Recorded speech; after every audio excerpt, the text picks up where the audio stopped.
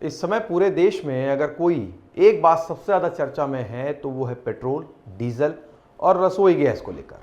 कई शहरों से तस्वीरें भी आ रही हैं, लोग लंबी लंबी लाइनों में खड़े हैं।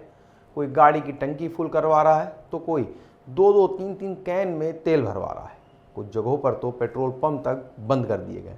अब सवाल ये है, क्या ये सच में भारत में तेल की कमी हो रही है या सिर्फ डर, अफवाह और सियासत का खेल है? लेकिन वीडियो को अंत तक ज़रूर देखें, क्योंकि आखिर में हम आपको बताएंगे कि आपको क्या करना चाहिए और क्या ये संकट सच में आने वाला है या नहीं। पिछले 2-3 दिनों से देश के अलग अलग हिस्सों में लगातार तस्वीरें देख रहे होंगे आप, जहां लोग पेट्रोल पंप पर लंबी लाइनों में खड़े हैं।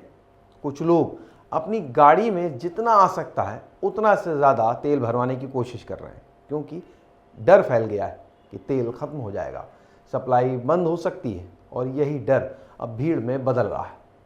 अब अगर सरकार की हम बात करते हैं तो सरकार का साफ कहना है कि देश में पेट्रोल, डीजल की कोई कमी नहीं है। सभी रिफाइनरी पूरी क्षमता से काम कर रही, सप्लाई बिल्कुल सामान्य है। यहाँ तक जो कंपनियां तेल बेचती हैं वो भी कह रही हैं कि तेल की कोई दिक्कत नहीं है। अफवाहों से बचें, घबराएं नहीं, लेकिन लोगों के सवाल है कि अगर तेल की दिक्कत नहीं तो तेल क्यों मिल नहीं रहा है? सरकार के हिसाब से घबराने की ज़रूरत नहीं है, लेकिन सरकार इसे बता क्या रही है? पैनिक बाइंग, यानी डर के कारण ज़्यादा खरीदारी की जा रही है।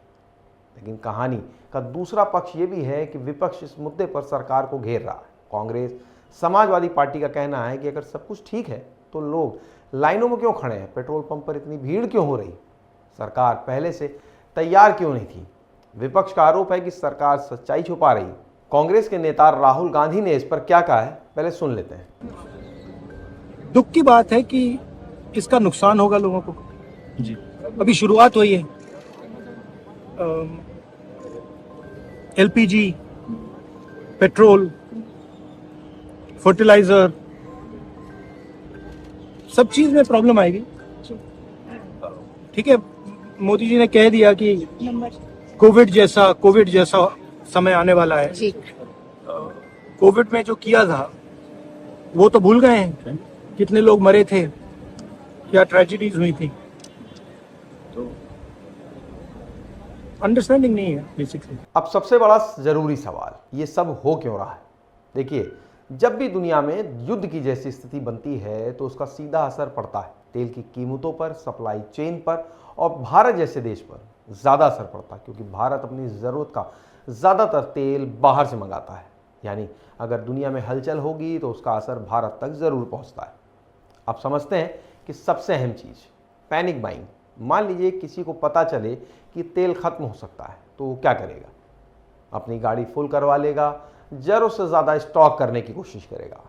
और अगर लाखों लोग यही करने लगे तो होगा क्या?